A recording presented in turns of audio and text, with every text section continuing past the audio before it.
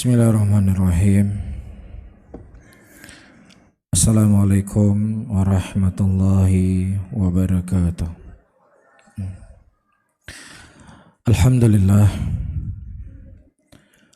Alhamdulillah hamdan katsira thayyiban mubarakan fih. Mubarakan alaih. Kama yuhibbu rabbuna wa yarda. Wa usalli wa usallim ala nabiyina al-karim Muhammadin wa ala alihi wa ashabihi wa man tabi'ahum bi ihsanin ila yaumiddin. Saudara-saudaraku kaum muslimin dan kaum muslimat rahimani wa rahimakumullah, pada malam hari ini kita akan melanjutkan kembali pembacaan kitab kita, yaitu kitab Kasyfus Syubhat, dan kita telah menyebutkan beberapa syubhat-syubhat yang dilontarkan oleh ahlus syubhat untuk meragukan ketauhidan, keimanan yang ada dalam hati kita. Dan syubhat-syubhat yang mereka lontarkan itu dengan ayat-ayat Al-Quran dan hadis-hadis Rasulullah SAW. Ayat Al-Quran itu tidak akan pernah salah. Hadis Rasulullah SAW juga tidak pernah salah. Tetapi yang salah dan keliru cara di dalam memahami Al-Quran dan hadis itu sendiri. Ya, jadi dalam ilmu qawaidul fiqhiyah atau usul fikih ada namanya dalil, ada namanya dilalah. Taib. Bisa saja dalil yang dia bawa benar, dalil yang dia bawa tidak perlu kita bahas benar atau tidak benar. Kalau memang Al-Quran tidak perlu dibahas kan, ini ayat sahih atau tidak sahih kan nggak perlu dibahas kan. Jadi dalilnya itu benar, tetapi dilalah yang dia mengambil sebuah kesimpulan dari sebuah dalil itu yang salah. Itu yang keliru. Sebagaimana yang telah sering kita lewati ketika orang-orang yang mereka tidak sepakat atau tidak puas dengan pemerintahan Ali bin Abi Thalib, mereka mengkafirkan menantu Nabi SAW dengan ayat Quran. Ayat Qurannya benar, tersebutkan dalam Al-Quran. Wa man lam yakum bima anzalallah faulaika humul kafirun, disebutkan. Tetapi dilalahnya mereka yang keliru, cara mereka mengambil dalil yang keliru. Makanya dari pembahasan yang kita bahas pada pertemuan yang lalu, ketika orang-orang yang mereka melegalkan kesyirikan hari ini, mendatangi kuburan wali-wali Allah dan kemudian mereka menggantungkan hajat-hajat mereka kepada wali-wali tersebut, apa dalil yang mereka gunakan? Dalil yang mereka ungkapkan, ala inna awliya Allah la khawfun alaihim wa lahum yahzanun. Ketahuilah bahwasanya wali Allah itu tidak ada rasa takut dan khawatir pada diri mereka, ya, dan mereka adalah orang-orang yang bertakwa kepada Allah Subhanahu wa taala. Ayatnya betul atau tidak? Betul. Ini disebutkan dalam surat Yunus ayat ini. Akan tetapi mereka menjadikan ayat ini untuk menyembah para wali. Ini yang salah. Ya, makanya tidak ada dari kalangan ahlul bidah wal ahwa kecuali mereka akan menggunakan dalil-dalil umum untuk mengkhususkan ibadah mereka. Ketika kita mengingkari, kenapa kamu berzikir dengan model seperti ini? Apa yang mereka sampaikan kepada kita? Memangnya nggak boleh berzikir? Memangnya haram berzikir? Bukankah Allah Subhanahu wa taala mengatakan adz-dzakirin Allah katsiran wadz-dzakirat a'addallahu lahum maghfiratan wa ajran 'azima. Orang-orang yang berzikir dari kalangan laki-laki dan orang-orang yang berzikir dari kalangan perempuan dengan zikir yang banyak, Allah Subhanahu wa taala persiapkan kepada mereka pengampunan. Allah akan memberikan pahala yang besar. Tidak ada, bukan perselisihan di antara saya dengan kalian. Tidak ada perselisihan di antara kami dengan kalian tentang boleh atau tidak bolehnya berzikir. Zikir adalah syariat Allah. Zikirlah sunnah Nabi Muhammad SAW. Yang jadi masalah, zikir yang kamu praktekkan itu dari mana? Dari mana prakteknya? Lah Allah kan memerintahkan kita berzikir. Betul. Allah memerintahkan kita berzikir. Nabi Muhammad sallallahu alaihi wasallam adalah utusan Allah untuk menyebutkan, mengaplikasikan bagaimana maksud daripada ayat berzikir tadi. Dipraktekkan oleh Nabi, begini cara beliau berzikir. Jadi perbuatan Nabi sallallahu alaihi wasallam itu mengkhususkan perintah Allah Subhanahu wa taala untuk kita berzikir kepadanya. Jadi tidak bisa Anda mendatangkan dalil yang umum kemudian Anda khususkan dengan zikir-zikir maunya Anda, nggak bisa. Jadi ayat yang umum itu dikhususkan dengan dalil yang khusus. Bagaimana dalil khusus Nabi berzikir? Ini sudah dalil khususnya. Kamu tidak boleh lari dari jalur ini. Jelas ya? Nah begitu juga ketika Allah Subhanahu wa taala mengatakan ala inna awliya Allah la khaufun alaihim wa lahum yahzanun. Apa yang mereka inginkan dengan ayat ini? Mereka ingin melegalkan kesyirikan, doa yang mereka panjatkan kepada selain Allah Subhanahu wa taala. Maka di sana para hadirin ada satu ayat yang cukup indah ya, yang Allah Subhanahu wa taala sebutkan dalam Al-Qur'an. Apa ayatnya? Allah mengatakan in takunu ta'lamun fa innahum ya'lamuna kama ta'lamun. Ayat ini diturunkan oleh Allah Subhanahu wa taala ketika orang-orang yang pulang dari perang Uhud dan kemudian ada di antara mereka terluka. Mereka mengadu kepada Nabi Muhammad sallallahu alaihi wasallam. Ketika mereka mengadu kepada Rasulullah kesulitan yang mereka dapatkan dalam peperangan, ujian-ujian yang mereka dapatkan dalam peperangan tersebut berefek kepada fisiknya mereka, Allah hibur mereka. In takunu ta'lamun fa innahum ya'lamuna kama ta'lamun. Kalau seandainya kalian lelah di dalam memperjuangkan agama kalian, lelah istiqomah, lelah dengan ketaatan, ketahuilah bahwasanya mereka orang-orang kafir juga lelah seperti lelahnya kalian. Jadi jangan kalian berpikir orang kafir ketika menyebarkan kebatilannya, menyebarkan kekufurannya, menyebarkan kemaksiatannya, menyebarkan kejelekannya, itu mereka nggak lelah. Enggak, mereka juga lelah. Lah kalau seandainya mereka lelah dan tidak mendapatkan pahala, mereka bisa bersabar. Seharusnya kalian juga harus bisa lebih bersabar dibandingkan mereka. Karena kalian mengharap sesuatu yang ada di sisi Allah Subhanahu wa taala. Walaupun konteks ayat ini Allah Subhanahu wa taala turunkan kepada orang-orang yang mengadu kepada Nabi kondisi mereka pulang dari perang Uhud, kita ada kaidah yang disebutkan oleh para ulama dalam ilmu tafsir Al-Qur'an, al-ibrah laisa bi khususis sabab walakin ibrah bi umumil lafadz. Yang ibrah itu bukan dilihat dari khususnya sebab tersebut, tetapi yang ibrah yang penting dilihat bagaimana keumuman ayat tadi. Apa keumuman ayatnya? Mereka orang-orang kafir lelah dalam menyebarkan kebatilan mereka, sebagaimana kalian juga lelah dalam menyebarkan kebaikan kalian. Nah konteks ayat ini hayul hadirin wal hadirat yang dimuliakan oleh Allah mencakup segala hal. Jin, syaitan dari kalangan jin dan syaitan dari kalangan manusia, mereka akan terus bersatu padu, bekerja sama, memikirkan bagaimana kita bisa sesat dari jalan yang lurus ini. Apa kata Allah dalam Al-Quran? Wa kadzalika ja'alna likulli nabiyyin aduwan syayatinal jinni wal ins yuhi ba'duhum ila ba'din zukhrufal qawli ghurura. Dan demikianlah kami menjadikan setiap nabi itu musuh. Siapa musuhnya?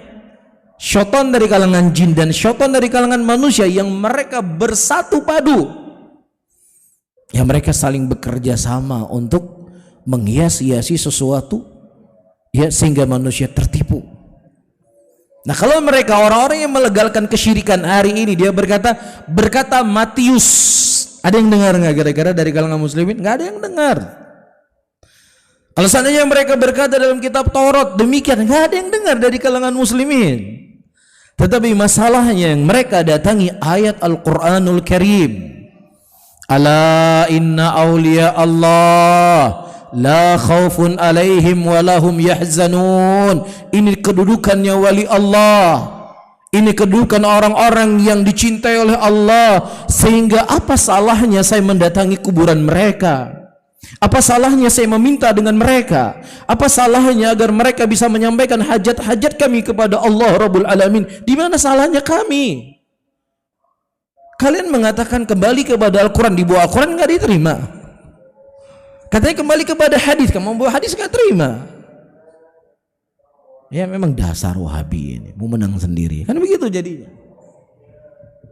Iya, maka Syekh rahimahullah di sini menyebutkan, faqul hadza wal haqq. Katakan kepada mereka yang mendatangkan ayat untuk melegalkan kesyirikan, hadza wal haqq. Itu benar. Gak ada yang salah dari ayat Al-Quran. Inna awliya Allah la khawfun alaihim walahum yahzanun walakin la yu'badun. Tetapi wali Allah itu tidak diibadahi. Bukan tempat kamu meminta. Bukan kamu tempel-tempel fotonya di rumah makan kamu supaya pelanggan kamu bisa rame. Bukan. Kalau seandainya itu merupakan jalan kebaikan, di zaman Nabi sudah ada gambar atau belum? Sudah ada gambar-gambar. Akan ditempel di rumah makan. Siapa buka rumah makan misalnya mau makan Imam Syafi'i, tempel gambar Abu Bakar di situ, nggak ada. Iya, jadi justru kita lihat ini dari musuh-musuhnya Allah. Atau pernah lihat ke toko-toko Tionghoa yang musyrik? Itu biasanya ada kodok, ya macam-macam. Gini.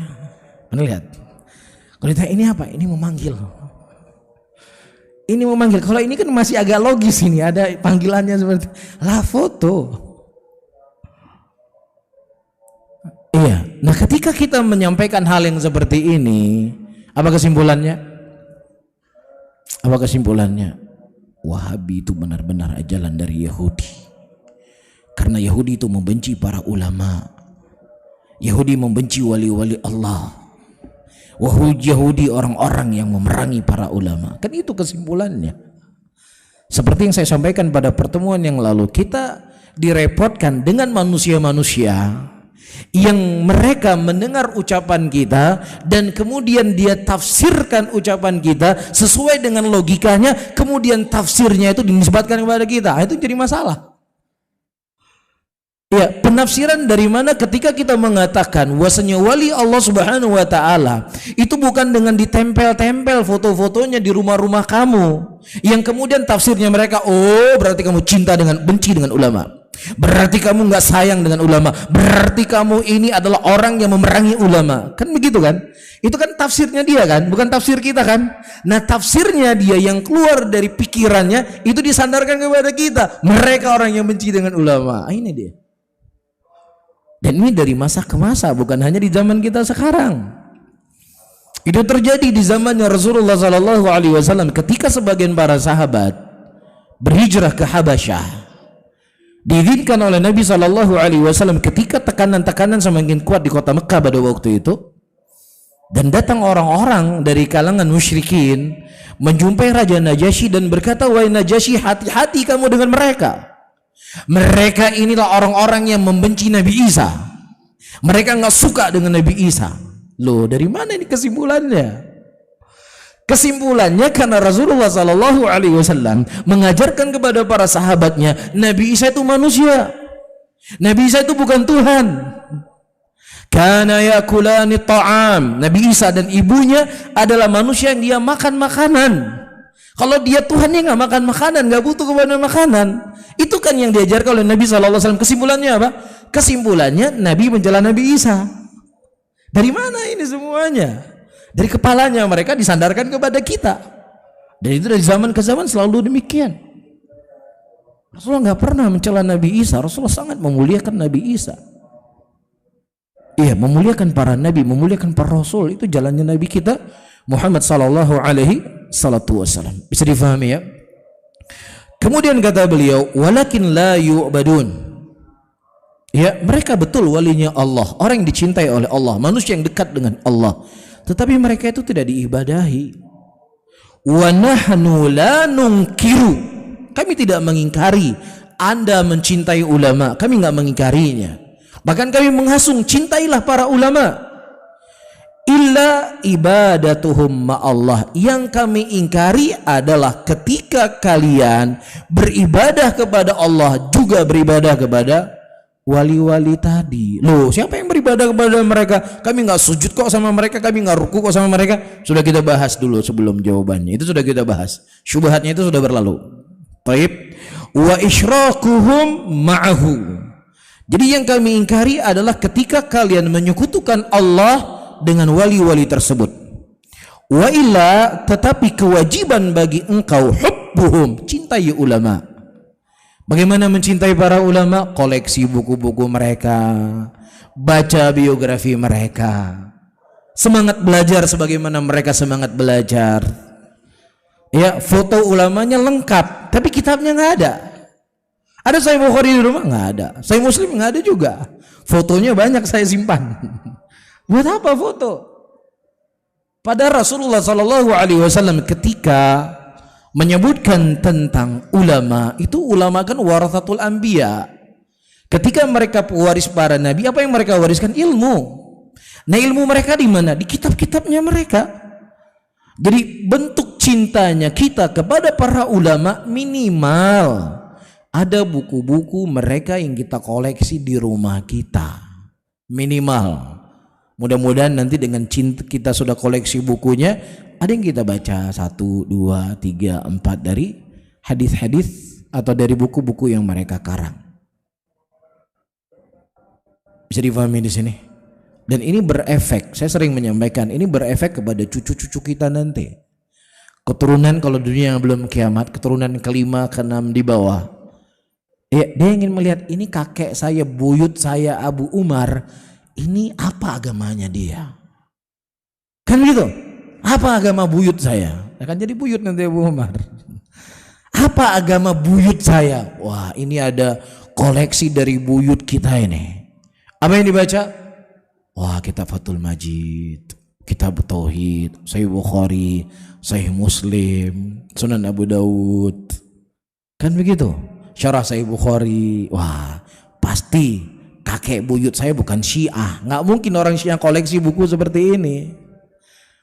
Iya, kakek buyut saya bukan orang liberal. Nggak mungkin orang liberal menyimpan hadis-hadis seperti ini. Saya harus mengikuti buyut saya. Jadi subhanallah, hal yang kita wariskan itu mudah-mudahan menjadi sebab hidayah kepada anak keturunan kita. Tapi kalau kita wariskan yang bukan hal yang saya sebutkan tadi, mereka nggak bisa membaca apa pemikiran buyut saya dalam mereka beragama. Jadi penting untuk mengoleksi kitab, itu penting.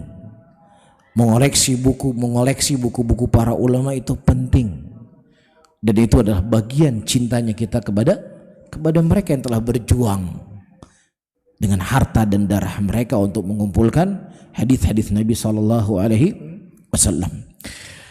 Kemudian wattiba'uhum, dengan kita mengikuti mereka, wal iqraru bi karamatihim, dan kita membenarkan karomahnya mereka. Kita sudah singgung pada pertemuan yang lalu, tidak ada masalah untuk saya ulangi kembali. Para hadirin dan hadirat yang dimuliakan oleh Allah, Syekhul Islam Ibnu Taimiyah rahimahullah dan selain dari beliau menulis kitab tentang ya Auliya Ar-Rahman wa Auliya Syaitan, Al-Furqan baina Auliya Illah wa Auliya Syaitan. Perbedaan di antara walinya Allah dengan walinya syaitan.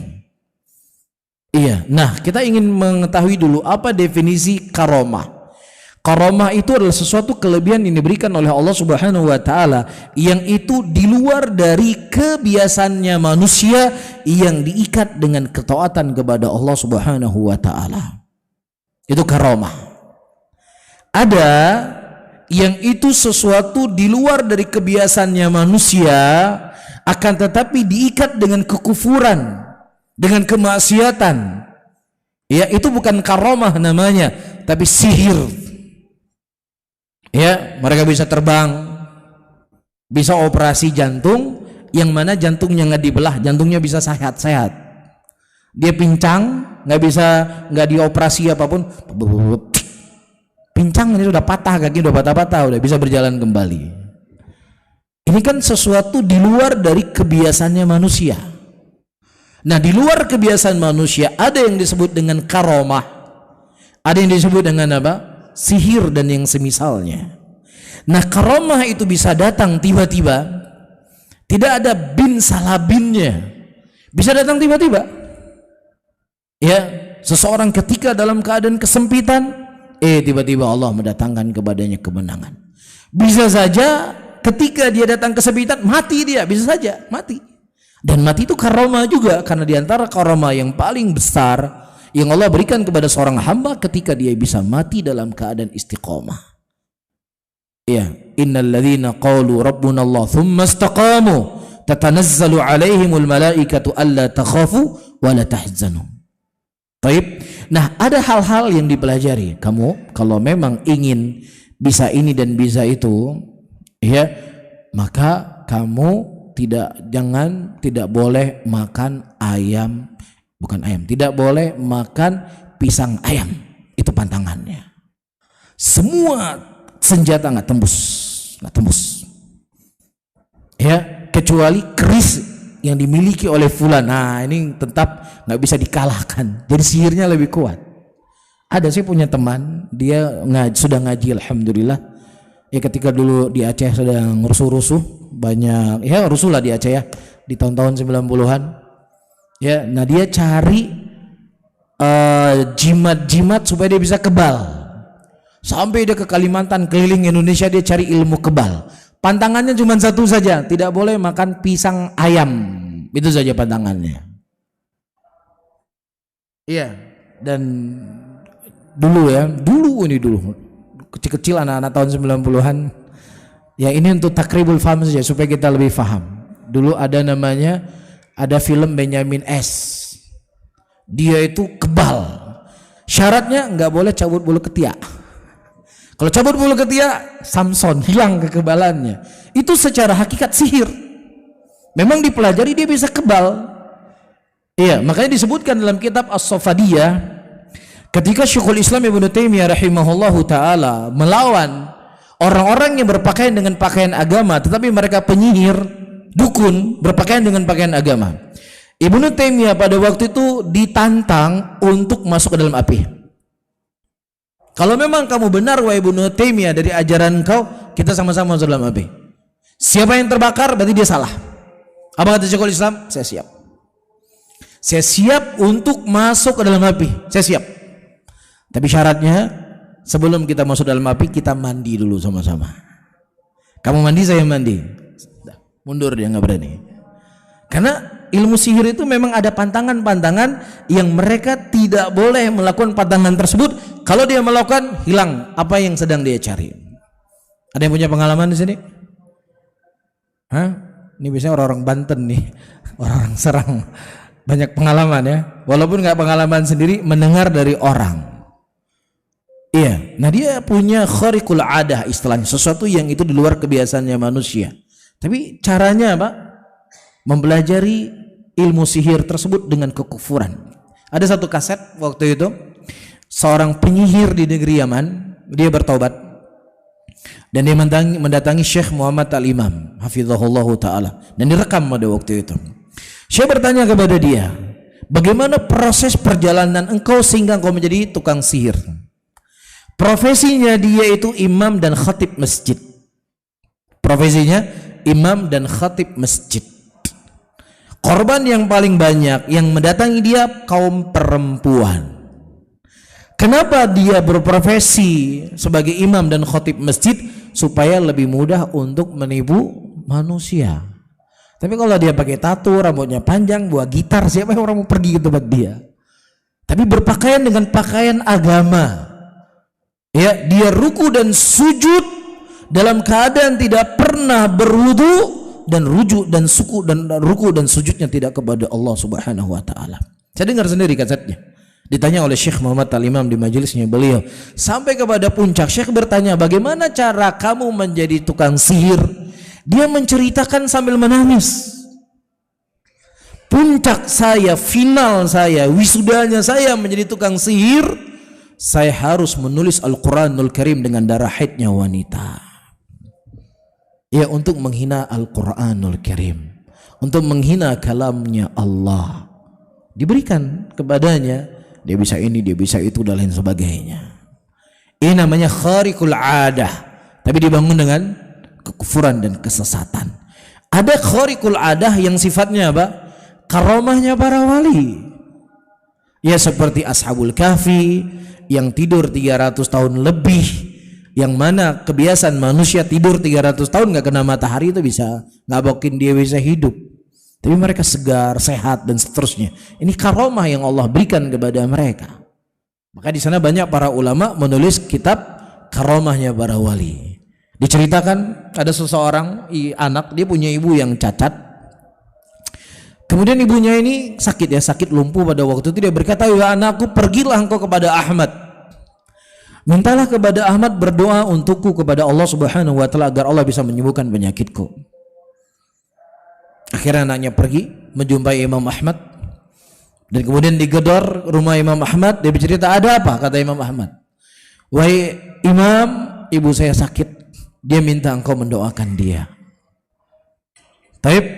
Dan subhanallah, dia kembali ke rumahnya dan dapatkan ibunya sudah bisa kembali berjalan. Ya, ini sesuatu hal yang harus diyakini oleh Ahlussunnah. Ini kekuatannya siapa? Kekuatannya Imam Ahmad atau kekuatannya Allah? Kekuatan Allah yang Allah berikan kepada siapa? Wali-walinya. Tetapi ini tidak ada ilmu bin salabin. Ya, bisa saja Imam Ahmad kondisinya beliau ketika dicambuk di penjara beliau sakit. Jadi nggak bisa hilang gitu, nggak bisa. Ya, itu pemberian yang Allah berikan siapa yang mereka bertakwa kepada Allah Subhanahu wa taala. Makanya para ulama mengkhususkan pembahasan ini Al-Furqan, pembeda antara walinya Allah dengan walinya syaitan. Kalau wali syaitan yang tidak ada diadakan untuk menipu manusia. Kalau wali Allah ketika dia punya kelebihan, dia akan menyembunyikan kelebihan tersebut dan dia tidak akan pernah pamer. Kenapa? Karena wali Allah adalah orang-orang yang mereka mempraktekkan Al-Quran dan sunnah Rasulullah dalam kehidupan mereka. Dan Allah mengatakan, "La tuzakku anfusakum." Jangan kau puji diri-dirimu sendiri. Allah yang lebih mengetahui siapa di antara kalian yang paling bertakwa kepada Allah Subhanahu wa taala. Makanya Muhammad ibnu Munkadir, sebagaimana kisah yang pernah kita isyaratkan pada pertemuan yang lalu, ketika musim kemarau yang panjang di kota Mekah, dia masuk ke dalam masjid. Tiba-tiba ada orang di sampingnya berdoa kepada Allah, diturunkan hujan. Selesai berdoa, Allah turunkan hujan di kota Mekah pada waktu itu. Kemudian Muhammad ibn Munkadir mengikuti laki-laki tadi. Dia ingin penasaran apa amalan laki-laki ini sehingga doanya begitu cepat dikabulkan oleh Allah. Ketika dia masuk ke rumah laki-laki tadi, kaget.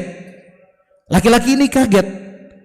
Dia berkata, "Wahai Muhammad ibn Munkadir, aku minta kepada engkau jangan pernah lagi engkau masuk ke rumahku, jangan. Dan yang kedua, jangan kau pernah ceritakan kepada siapapun apa yang kau lihat dariku." Dan yang ketiga, laki-laki ini menghilang entah kemana. Dia takut ketika tersebar berita di tengah-tengah manusia, hatinya nggak kuat. Hatinya tidak kuat. Tapi wali syaitan yang tidak ada diadakan, dijadikan orang khusus sadana. Ini saya berjalan dengan wali ini. Iya, berbulan-bulan beliau nggak makan, nggak minum, nggak tidur, bahkan nggak pernah berwudu sama sekali. Subhanallah, tenaganya dia lebih hebat daripada tenaga saya. Apalagi cerita sambil menangis, ini wali Allah. Iya, apakah dia masih hidup ataukah dia telah mati? Ini kuburan kadang-kadang malam-malam tertentu mengeluarkan bau-bau yang sangat wangi. Dan terkadang mengeluarkan cahaya dari kuburan ini. Ada orang sudah keliling dunia untuk berobat, gak sembuh-sembuh, minum air di kuburan langsung sembuh. Subhanallah, wali Allah. Tertipu gak manusia para hadirin? Tertipu. Ya, apalagi sambil berlinang air mata. Ini cepat sekali ini. Heboh, apalagi sekarang ada media sosial. Ya, beritanya itu lebih cepat untuk disebarkan, ini wali Allah. Ya, saya pernah pergi ke suatu daerah di Jawa, saya nggak perlu sebut namanya. Itu Masya Allah, bisnya kayak bis orang pergi umroh itu, masuk keluar masuk. Dia nyebrang, itu dia parkir mobil, nyebrang naik perahu pergi ke kuburan.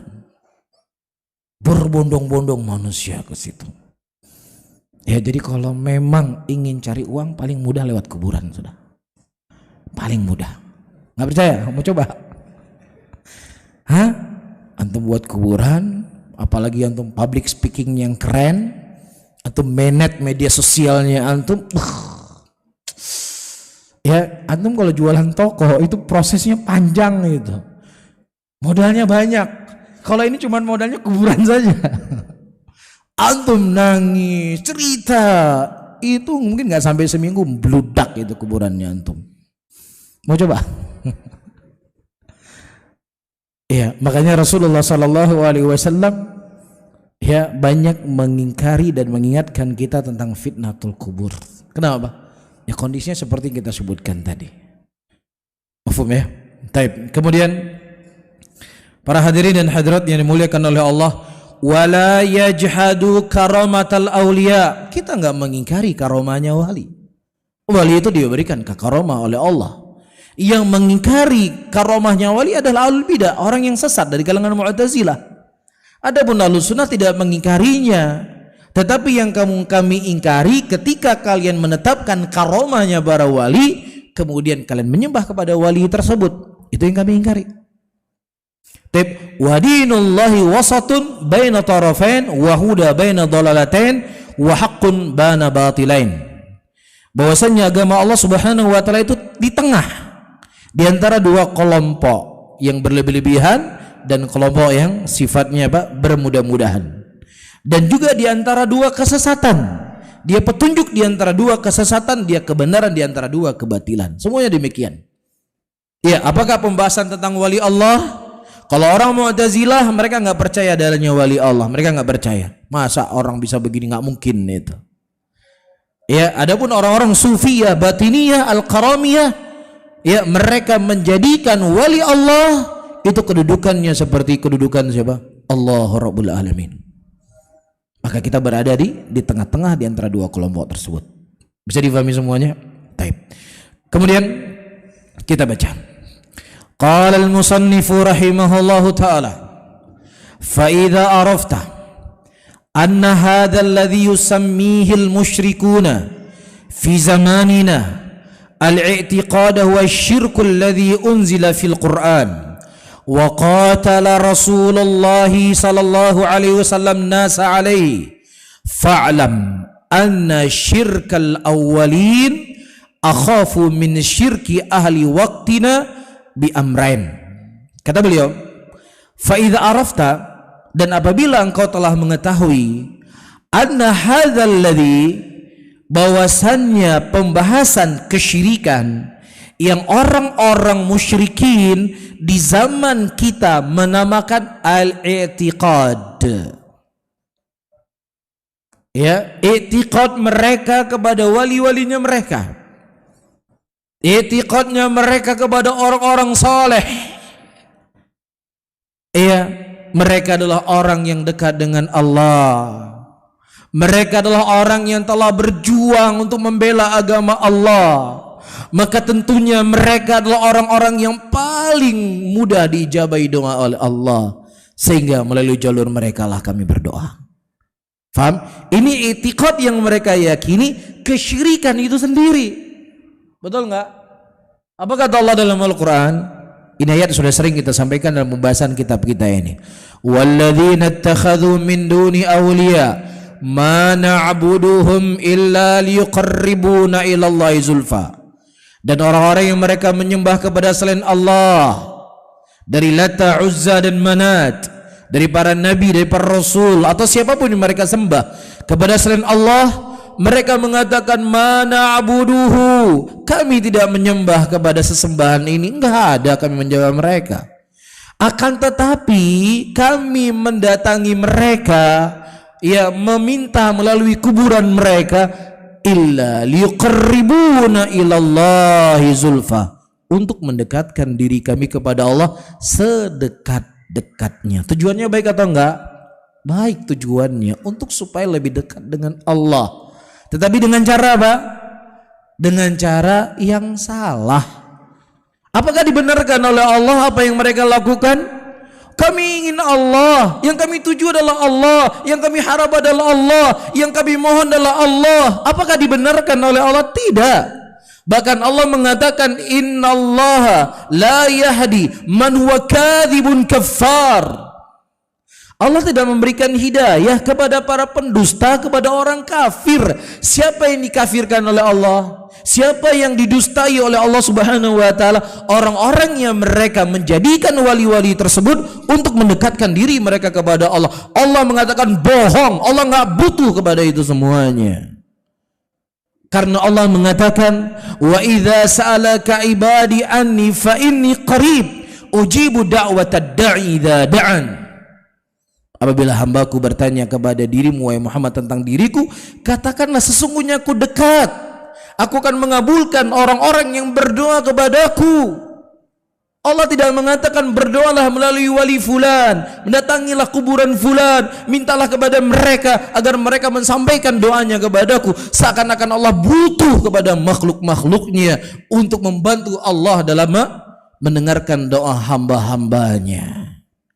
Kalau seandainya 6 miliar manusia di muka bumi ini berdoa kepada Allah Subhanahu wa taala dalam satu waktu dengan bahasa yang berbeda-beda, Allah tidak tersibukkan satu doa dengan doa yang lainnya. Namun, law kana min indi ghairillah lawajadu fi ikhtilafan katsira. Kalau seandainya sesuatu itu datang bukan dari sisi Allah, kita akan melihat perselisihan yang sangat banyak. Ketika kita membahas tentang asma dan sifat Allah, kita mengatakan Allah beristiwa di atas arasy, Allah punya tangan, sebagaimana Allah khabarkan dalam Al-Quran, kamu telah menyerupai Allah dengan makhluknya. Tapi ketika dalam pembahasan tauhid, gubernur saja yang manusia, kita harus datang melalui protokoler gubernur, harus janjian dulu, harus melalui orang terdekat. Masa Allah langsung terus saja? Juga harus melalui orang-orang dekat dengan Allah. Subhanallah. Di sana nggak boleh kita menyerupai Allah dengan makhluknya. Padahal Allah kabarkan sendiri dalam Al-Quran. Di sini dia ingin menyerupai Allah dengan gubernur. Mas, Pak Gubernur, dia itu manusia. Dia suka lupa. Dia butuh orang yang membantu dia. Kalau sehari saja ada janjian 20 orang, kebelenger gubernurnya menjumpai orang 20 orang setiap hari. Bisa-bisa dia lupa bertemu dengan siapa? Allah. Laisa kamitsli syai'. Allah tidak ada yang serupa dengan makhluknya. Allah mampu untuk mendengar semua doa hamba-hambanya dalam satu waktu, dan Allah tidak tersibukkan dari itu semuanya. Dan kalau Allah ingin mengabulkan doa-doa tersebut, apa yang mereka minta, Allah mampu memberikannya dan tidak akan berkurang sedikit pun apa yang ada di sisi Allah Subhanahu wa taala. Begitulah itirabatnya ahlul batil. Di satu sisi mereka tolak ayat-ayat yang menunjukkan tentang sifat Allah karena menurut mereka menyamakan Allah dengan makhluknya. Di satu sisi apa? Dia ingin menyerupai Allah dengan makhluknya. Itirabat itu namanya. Sebagaimana dijelaskan oleh para ulama, tidak ada dari kalangan ahlul kalam, ahlul batil, kecuali mereka saling bertolak belakang satu dengan lain keyakinannya mereka. Nggak pernah sama, nggak pernah konsisten. Faham di sini? Baik. Kemudian wa huwa syirkul ladzi unzila fil Qur'an. Dia adalah syirik yang Allah turunkan dalam Al-Qur'an. Wa qatala Rasulullah sallallahu alaihi wasallam. Yang Rasulullah sallallahu alaihi wasallam memerangi manusia dikarenakan perbuatan kesyirikan tadi. Fa'alam, ketahuilahnya syirkal awwalin, syirik-syirik orang terdahulu, syiriknya Abu Lahab, syiriknya Abu Jahal, ya syiriknya musyrikin di zaman Nabi, itu jauh lebih ringan daripada kesyirikan di zaman sekarang. Kenapa? Kata Syekh, dua perkara. Yang pertama, annal awwalin, musyrik zaman dulu, la yusyrikuna wa la yad'una al malaikata wal awliya wal awthan ma Allah illa fir rakha. Musyrikin zaman dulu, Abu Lahab, Abu Jahal, mereka tidak berdoa kepada selain Allah Subhanahu wa taala kecuali dalam keadaan lapang saja. Jadi dalam keadaan tenang, baru mereka berdoa kepada selain Allah. Wa amma fi syiddati, adapun ketika mereka dalam keadaan terjepit, maka disitulah mereka berdoa hanya kepada Allah Subhanahu wa taala. Jadi syiriknya mereka musiman. Ya, di zaman sekarang para hadirin, semakin kita ditimpa musibah, sesajen semakin laku di pasaran. Kan begitu? Iya, beberapa tahun yang lalu ketika terjadi gempa di Yogyakarta. Ya, dan kuncen, juru kuncinya mati sekalian. Apa kata mereka? Mas Petruk ini sudah mengamuk katanya. Akhirnya apa yang mereka lakukan pertama kali?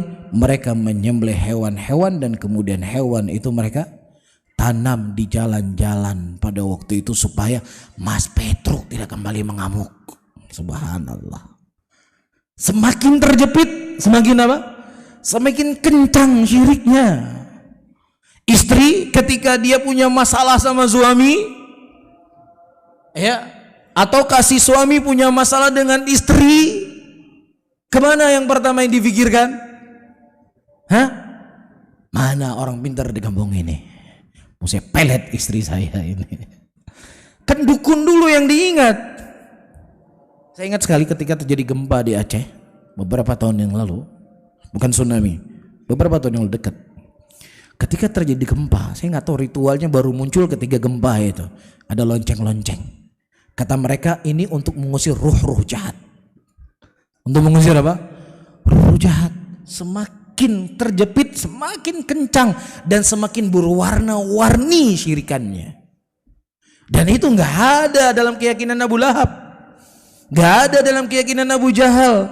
Abu Jahal ketika dalam keadaan terjepit, yang dia ingat Allah, karena dia sadar tidak ada kekuatan yang bisa menyelamatkan kita di tengah kesempitan seperti ini kecuali Allahu Rabbul Alamin. Wah, ente udah mulai bela-bela musyrikin ya. Tega ente ya mengatakan Abu Lahab, Abu Jahal lebih baik daripada saudara-saudara ente yang masih sholat, yang masih puasa, yang masih mengucapkan la ilaha illallah. Begitu teganya kalian. Apa kalian makan sehingga begitu bengis ajarannya kalian? Membela Abu Lahab, membela Abu Jahal, mengatakan Abu Jahal lebih baik daripada saudaranya yang masih ruku dan sujud kepada Allah Subhanahu wa taala. Mulai perasaan bermain. Ya juga ya. Ya memang itu tetangga sebelah itu memang luar biasa kebenciannya kepada muslimin. Sampai-sampai Abu Jahal kata lebih baik daripada saudara saya yang tiap tahun pergi umrah, tiap tahun pergi haji. Mulai perasaan. Iya, kita tidak melihat sesuatu dengan perasaan. Lihat apa yang Allah khabarkan dalam Al-Quran. Allah menyebutkan di dalam Al-Quran surat Al-Ankabut ayat ke-65. فَإِذَا رَكِبُوا فِي الْفُلْكِ دَعُوا اللَّهَ مُخْلِصِينَ لَهُ الدِّينَ فَلَمَّا نَجَّاهُمْ إِلَى الْبَرِّ إِذَا هُمْ يُشْرِكُونَ فَإِذَا رَكِبُوا فِي الْفُلْكِ, ketika mereka berada di tengah lautan di atas kapal-kapal mereka, ya kemudian ombak mendatangi mereka, mereka dalam keadaan terjepit, mereka dalam keadaan musibah. Apa kata Allah? Da'ullaha mukhlishina lahuddin. Di situ mereka berdoa mengikhlaskan permintaan mereka, permohonan mereka hanya kepada Allahu Rabbul Alamin. Dia lupa dengan latanya, lupa dengan uzzanya, lupa dengan manatnya, lupa dengan wali-walinya. Yang ada di kepalanya Allahu Rabbul Alamin. Ya, berbeda dengan apa yang kita sebutkan tadi. Ya, ini sepertinya sesajennya yang kurang. Ya, ini mungkin kerbonya itu kerbo yang murahan yang dibeli. Makanya kita musibah-musibah terus harus beli kerbo yang harganya ratusan juta. Sudah beli kerbau yang ratusan juta, mungkin kerbaunya cacat ini beli kemarin, harus beli lagi kerbau yang lebih mahal lagi. Terus demikian. Makanya kata Rasulullah sallallahu alaihi wasallam, la yazidkan illa wahnan, tidak akan menambah kepadamu kecuali kelemahan. Semakin lemah, semakin terjepit, semakin sulit seseorang ketika dia berbuat kesyirikan kepada Allah Subhanahu wa taala. Jelas ya? Gak mungkin gak kira-kira ayat ini kepada Abu Lahab kepada Abu Bakar Siddiq? Gak mungkin. Karena Abu Bakar Siddiq dalam roja atau syiddah yang mereka minta hanya kepada Allah Subhanahu wa taala. Mereka tidak pernah berbuat syirik. Ya, maka konteks ayat ini jelas kepada Abu Lahab, Abu Jahal. Taib. Kemudian Allah Subhanahu wa taala mengatakan, "Wa idza massakumud durru fil bahri dhalla man tad'una illa iyyah."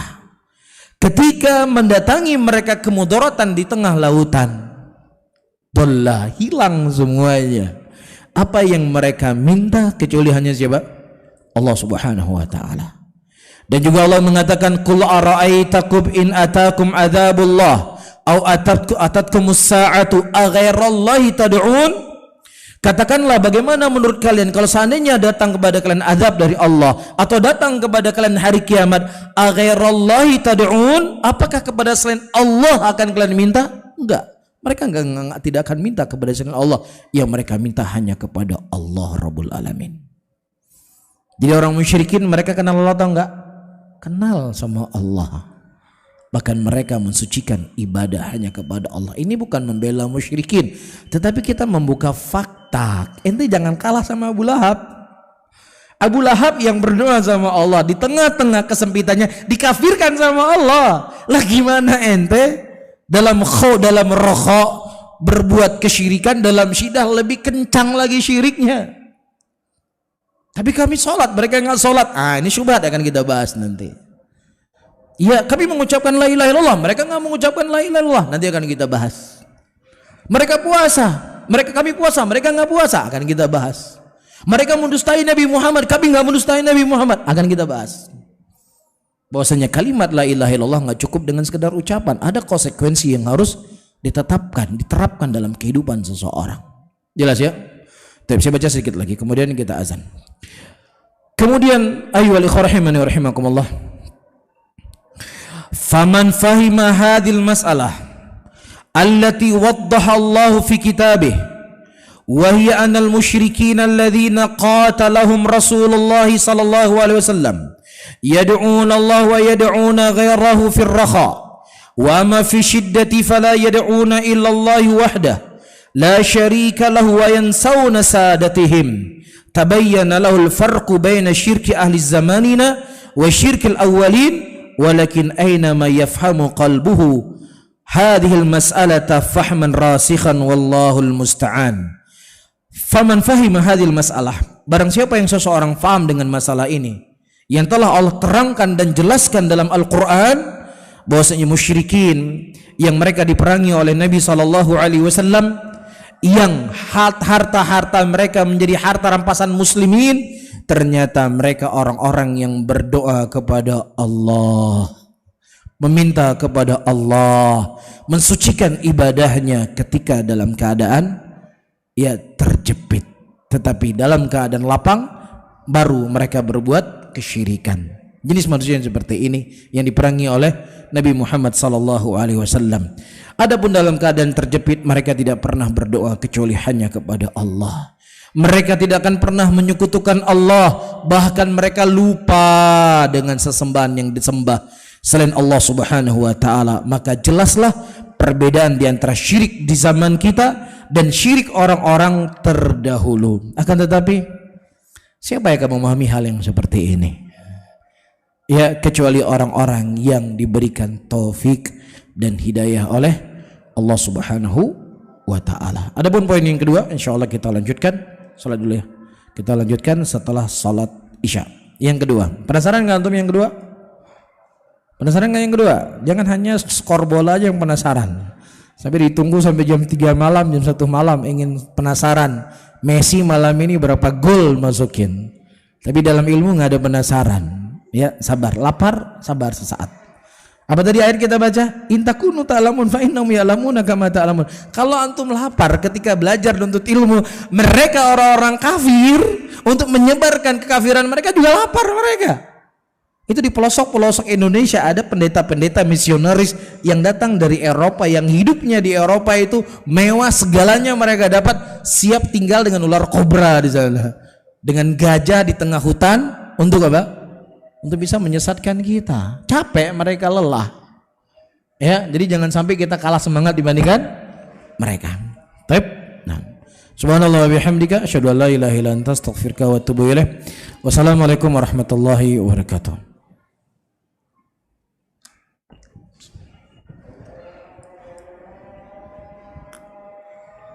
Allahu akbar, Allahu akbar. Allahu akbar,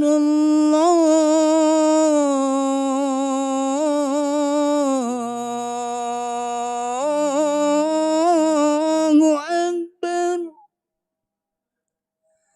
Asyhadu an la ilaha illallah.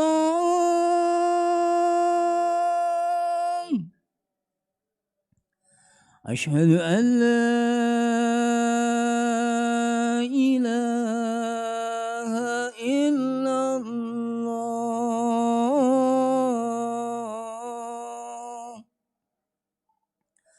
Asyhadu anna Muhammadar Rasulullah. Asyhadu anna Muhammadar Rasulullah. Hayya 'alas salah.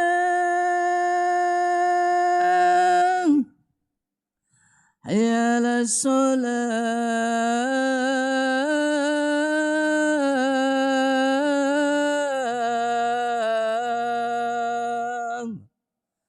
Hayya 'alal falah. Hayya 'alal falah.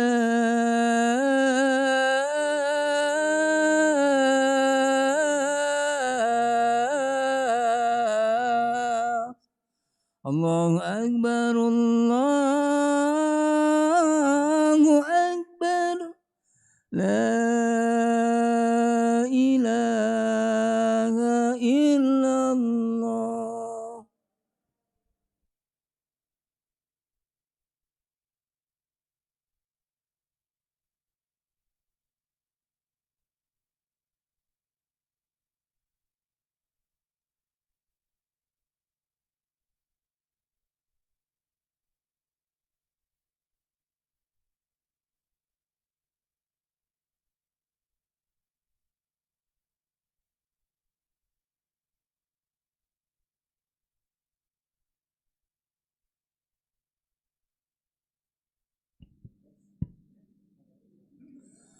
Allahu akbar, Allahu akbar. Asyhadu an la ilaha illallah. Asyhadu anna Muhammadar Rasulullah. Hayya 'alas shalah. Hayya 'alal falah. Qad qamatis shalah, qad qamatis shalah. Allahu akbar, Allahu akbar. La ilaha illallah.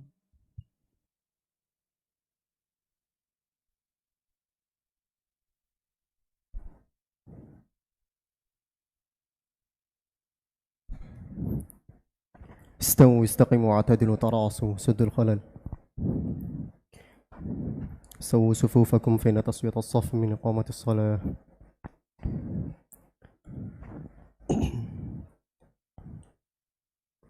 الله أكبر.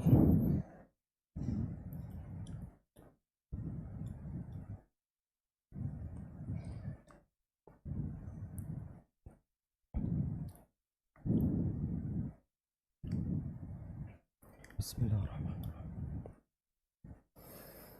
الحمد لله رب العالمين الرحمن الرحيم مالك يوم الدين إياك نعبد وإياك نستعين اهدنا الصراط المستقيم صراط الذين أنعمت عليهم غير المغضوب عليهم ولا الضالين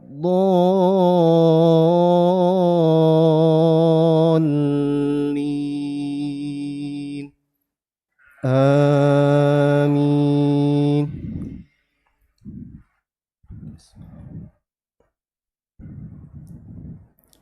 ألم نشرح لك صدرك ووضعنا عنك وزرك الذي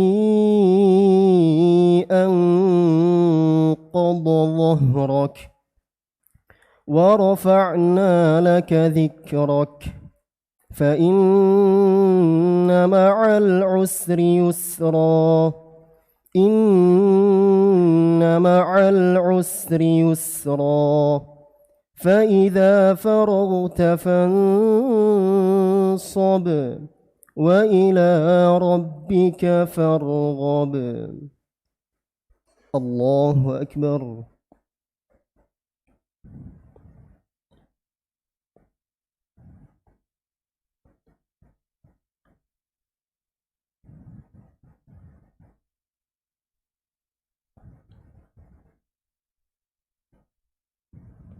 سمع الله لمن حمده.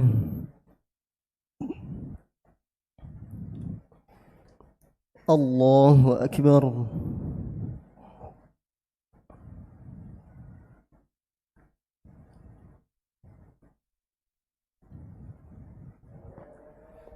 الله أكبر.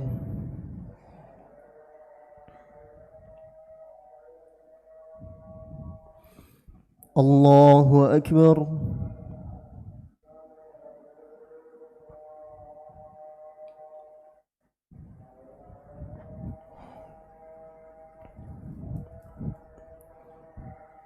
الله أكبر. الحمد لله رب العالمين الرحمن الرحيم مالك يوم الدين إياك نعبد وإياك نستعين اهدنا الصراط المستقيم صراط الذين أنعمت عليهم غير المغضوب عليهم ولا الضالين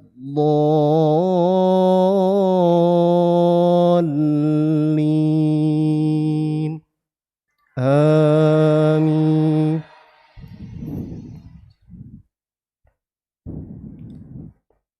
والتين والزيتون وطور سينين وهذا البلد الأمين لقد خلقنا الإنسان في أحسن تقويم ثم رددناه أسفل سافلين إلا الذين آمنوا وعملوا الصالحات فلهم أجر غير ممنون فما يكذبك بعد بالدين أليس الله بأحكم الحاكمين الله أكبر.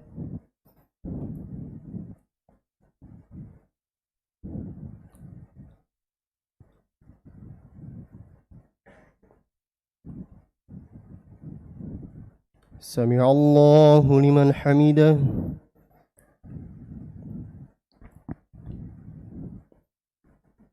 الله أكبر.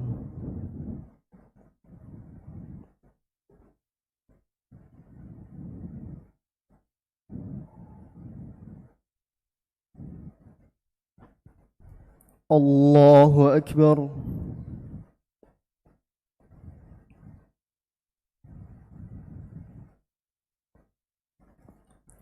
الله أكبر.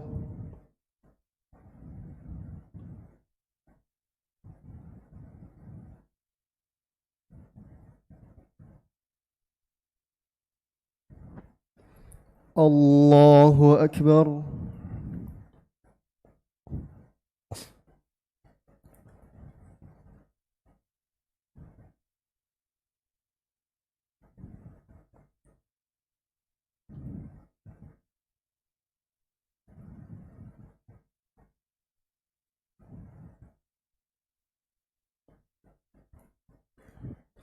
الله أكبر.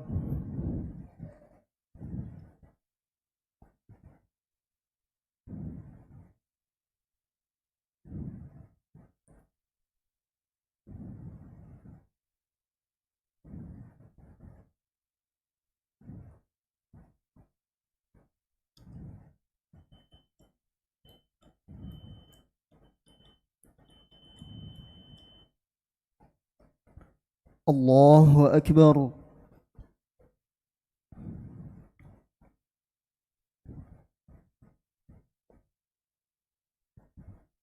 سمع الله لمن حمده.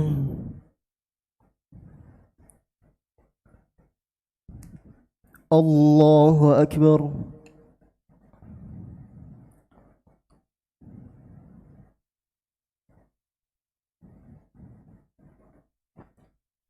الله أكبر.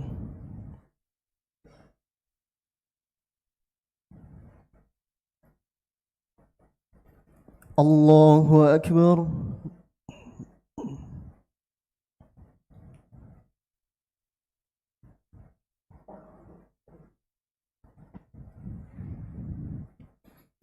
الله أكبر.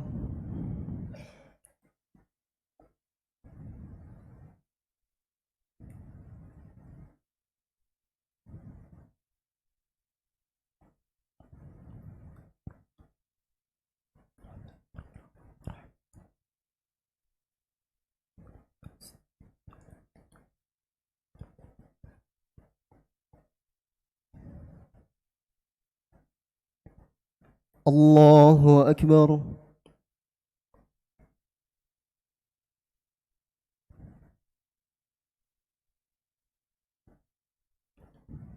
سمع الله لمن حمده. الله أكبر.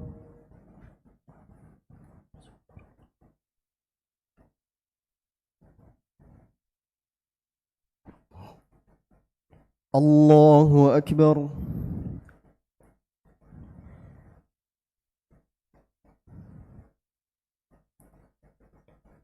الله أكبر.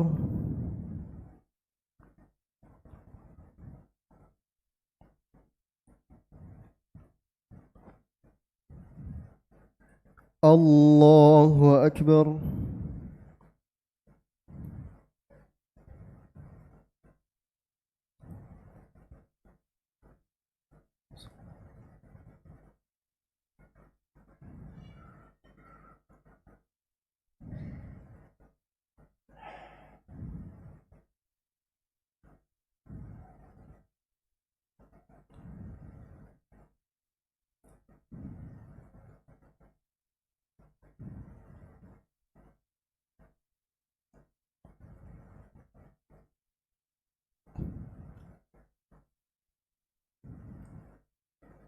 السلام عليكم ورحمة الله. السلام عليكم ورحمة الله.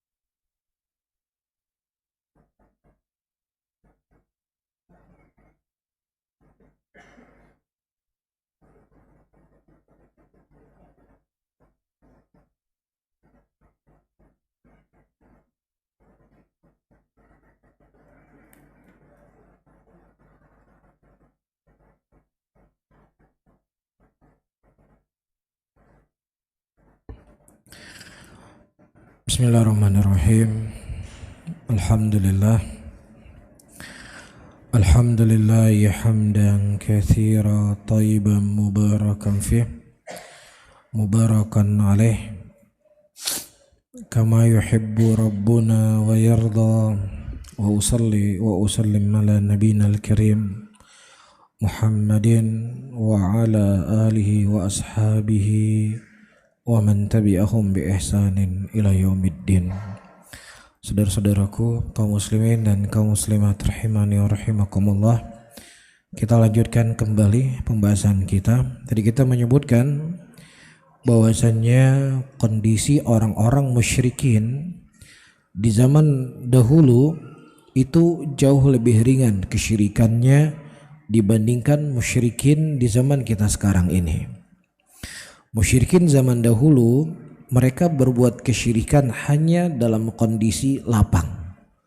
Adapun dalam kondisi terjepit, tidak ada yang mereka ingat kecuali hanya Allah. Tidak ada tempat mereka meminta kecuali hanya kepada Allah. Dan mereka lupa semua sesembahan yang mereka sembah selain Allah, dan itu berbeda dengan kondisi dan keadaan musyrikin di zaman sekarang. Semakin terjepit, maka semakin bervariasi dan beraneka ragam kesyirikan yang muncul di tengah-tengah mereka. Kemudian kata beliau, al-amru tsani, perkara yang kedua, annal awwalina yad'una ma'allahi unasan muqarribina indallah. Orang-orang musyrikin di zaman dahulu, sekutu yang mereka jadikan sekutu selain Allah adalah manusia-manusia yang saleh, manusia-manusia yang memang taat dan patuh kepada Allah Subhanahu wa taala. Ya, sebagaimana Allah menyebutkan tentang afara'aitumul Latta wal Uzza ila akhir ayat. Kalau kita membaca tafsir para ulama, Latta ini adalah dari kalimat Latta yaluttu, yang mana artinya adalah seorang yang mengaduk adonan tepung, yang mana di musim haji laki-laki ini membagi makanan kepada para jamaah haji. Setelah dia meninggal, tempat yang dulunya dia berdiri membagikan makanan tadi, disitulah dijadikan sebagai tempat mereka bersemedi di situ, mereka menyampaikan hajat-hajat mereka di situ, mereka berbuat kesyirikan di tempat tadi. Siapa itu? Latta dan seterusnya. Taib. Imma nabiyan wa imma waliyan. Apakah mereka sembah itu nabi ataukah yang mereka sembah itu wali? Wa imma malaikatan, ataukah yang mereka sembah adalah malaikat? Au yad'una ahjaran wa ashjaran, atau yang mereka minta adalah batu dan pepohonan muti'atan lillah, yang mana pepohonan itu tidak pernah bermaksiat kepada Allah. Mereka bertasbih, yang mana tasbihnya mereka itu kalian tidak bisa melihatnya, tapi makhluk-makhluk Allah itu semuanya bertasbih kepada Allah. Laysat bi'asiyatin, mereka bukan kepada orang, mereka adalah makhluk-makhluk yang tidak pernah bermaksiat kepada Allah. Wa ahlu zamanina, adapun kesyirikan di zaman sekarang para hadirin itu lebih bervariasi. Kerbau, nggak boleh besar-besar ya, kerbau, karena memang kebetulan kita ini di bulan Muharram. Kerbau ini yang nggak punya akal, ya, bukan hanya sekedar kerbau, tainya jadi rebutan manusia. Tapi ketika membahas masalah fikih, semua kotoran itu najis. Apakah hewan dimakan dagingnya? Enggak dimakan dagingnya. Ya, makanya mereka harus menambah dalam kitab fikihnya mereka, kecuali kerbau Kiai Slamet. Ya, tainya membawa berkah. Atau melihat bagaimana akalnya manusia. Padahal kita hidup di zaman modern. Kita hidup di zaman yang katanya penuh dengan ilmu pengetahuan. yang Abu Lahab, Abu Jahal, kalau seandainya ada untanya Nabi Musa, Nabi Isa, mungkin kotorannya nggak diambil berkah sama mereka kalau masih ada. Tapi subhanallah, inilah gambaran dan logika ya surah yang kita lihat hari ini di tengah-tengah masyarakat. Masalahnya mereka menisbatkan diri kepada Islam, itu masalahnya. Oleh karena itu para hadirin dan hadirat, apa pelajaran yang bisa kita petik? Pelajaran yang bisa petik pertama, hendaknya seseorang bersyukur kepada Allah Subhanahu wa taala. Ketika Allah memperkenalkan kepada kita ilmu, memperkenalkan kepada kita tauhid, memperkenalkan kepada kita sunnah. Tidak ada nikmat yang lebih besar daripada nikmat ini. Tidak ada anugerah yang paling berharga yang Allah berikan yang lebih berharga daripada nikmat ini. Sehingga kita bisa terselamatkan dari beraneka ragam kekufuran, kebodohan dan kejahilan sampai kerbau menjadi bahan rebutan. Itu semua kemuliaan yang Allah berikan. Kemudian yang kedua, mesti ada semangat dan motivasi dari kita semuanya untuk terus mempelajari agama ini, mempelajari tauhid. Manusia-manusia di luar sana, walaupun secara ucapan mereka tidak pernah mengatakan tolong kami, bantu kami, tarik tangan kami. Secara lisan mereka tidak pernah berucap dengan ucapan seperti ini, tetapi hal dan kondisi mereka berteriak, bantu kami, tolong kami, tarik kami dari penyakit ini. Lah kalau seandainya orang-orang yang mereka diberikan taufik dan hidayah oleh Allah kepada sunnah, kemudian dia berpaling dari sunnah tersebut dengan cara dia menjauhi dari majelis ilmu, maka bagaimana dia akan punya semangat dan motivasi untuk menyelamatkan orang-orang yang terkubang dengan kesyirikan? Yang syirik itu nggak sempat terfikir oleh Abu Lahab, yang syirik itu nggak sempat terfikir oleh Abu Jahal, yang syirik itu nggak sempat terfikir oleh musyrikin yang hidup di zaman Nabi Muhammad sallallahu alaihi wasallam. Ini PR buat kita semuanya. Lah kalau seandainya Ahlussunnah, para penuntut ilmu nggak punya semangat untuk menghadiri majelis tentang tauhid, maka kesemangatan dia mengingkari kesyirikan juga akan berkurang. Itu sudah sesuatu yang berpasang-pasangan yang tidak akan mungkin bisa dipisahkan. Ya, antum, kita sendiri malas belajar, malas menuntut ilmu, malas hadir di majelis. Ketika mendengar hal yang seperti itu, ya udah urusan mereka lah. Atau jangan-jangan kita sudah terpengaruh dengan pemikiran liberal nanti jadinya. Apa pemikiran liberal? Ya, Allah yang lebih tahu siapa yang baik, siapa yang jelek, siapa yang benar, siapa yang salah. Indah nggak kalimatnya? Betul nggak kalimatnya? Ya, kalimat hak yang diinginkan adalah kebatilan. Betul nggak? Kalimatnya benar, cuman yang mereka inginkan batil. Betul, Allah yang paling mengetahui, yang paling tahu siapa yang baik, siapa yang jelek. Cuman masalahnya Allah telah menurunkan kepada kita Al-Quran 30 juz, telah mendatangkan kepada kita Nabi dan Rasul yang berdakwah puluhan tahun lamanya untuk menjelaskan kepada kita mana jalan kebaikan dan mana jalan kejelekan. Kami bukan menjadi Tuhan buat orang lain, tetapi kami menukilkan kalam ilahi, ucapan Allah di dalam Al-Quran, ucapan Nabi Muhammad SAW, bahwasanya perbuatannya kamu itu perbuatan yang salah, perbuatan kamu perbuatan keliru. Bukan kami jadi Tuhan, kami penghubung, penyampai apa yang disampaikan oleh Allah dalam Al-Quran. Lah kalau seandainya Al-Quran 30 juz Allah turunkan kepada kita, Nabi yang didatangkan oleh Allah di akhir zaman untuk menutup segala Nabi dan Rasul, kemudian Allah dan Rasulnya nggak menjelaskan kepada kita mana hak dan mana yang batil. Secara tidak langsung Anda telah menuduh Allah. Allah menghukumi hambanya, mengazab hambanya dalam keadaan tidak ada hujah yang diturunkan oleh Allah ke muka bumi ini. Sadar nggak kamu dengan ucapan kamu? Konsekuensi ucapan kamu, ucapan yang batil, ucapan yang kufur. Seakan-akan Allah tidak menjelaskan kepada kita tentang agama ini. Seakan-akan Allah Subhanahu wa ta'ala tidak menerangkan kepada kita mana jalan yang baik dan mana yang jalan yang jelek. Padahal Allah mendatangkan Al-Quran untuk menjelaskan itu semuanya. Tibyana likulli syai'in wa huda wa rahmatan wa busyra lil muslimin. Al-Quran itu penjelas segala sesuatunya, dia petunjuk, dia rahmat, dia pemberi kabar gembira. Wa kadzalika nufassilul ayat, kata Allah, litastabina sabilul mujrimin. Dan demikian pula kami merinci ayat-ayat kami, kata Allah, untuk menjelaskan dan menerangkan mana jalan orang-orang yang mujrimin. Yang urusan toilet saja detail pembahasannya, masa masalah syirik nggak dijelaskan? Mش makul, nggak masuk akal hal seperti ini. Waman ahsanu minallahi haditha, waman ahsanu minallahi qila. Siapa yang lebih baik ucapannya dibandingkan ucapan Allah? Siapa? Nggak ada. Baiknya ucapan Allah, baiknya hujah yang Allah sampaikan, dan tegasnya pembahasan yang Allah bahas, sehingga terputuslah semua alasan-alasan dan argumentasi manusia di hadapan Allah Subhanahu wa taala kelak di yaumul qiyamah. Jelas ya? Jadi yang kita sampaikan adalah kalamnya ilahi.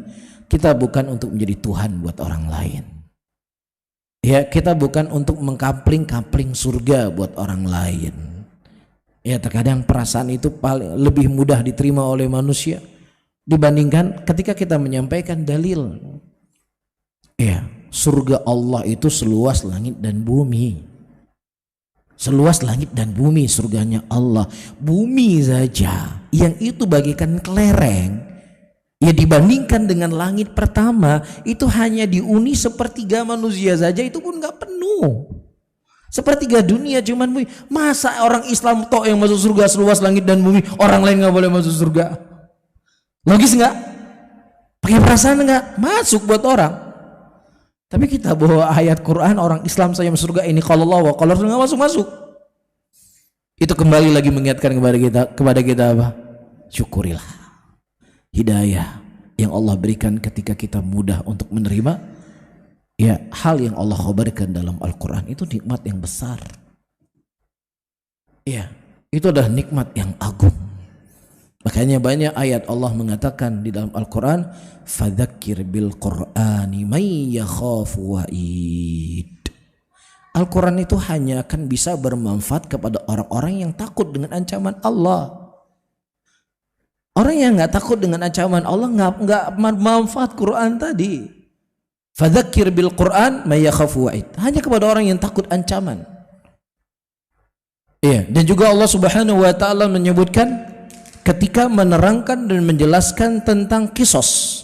Walakum fil qisasi hayatun ya ulil albab. Pada kisos itu ada kehidupan. Orang dibunuh, ya setelah dia membunuh orang lain, itu kan kematian kan, mati nyawanya kan. Tapi kata Allah ada kehidupan di situ. Hukum Allah, syariat Allah, ada kehidupan. Bagi siapa?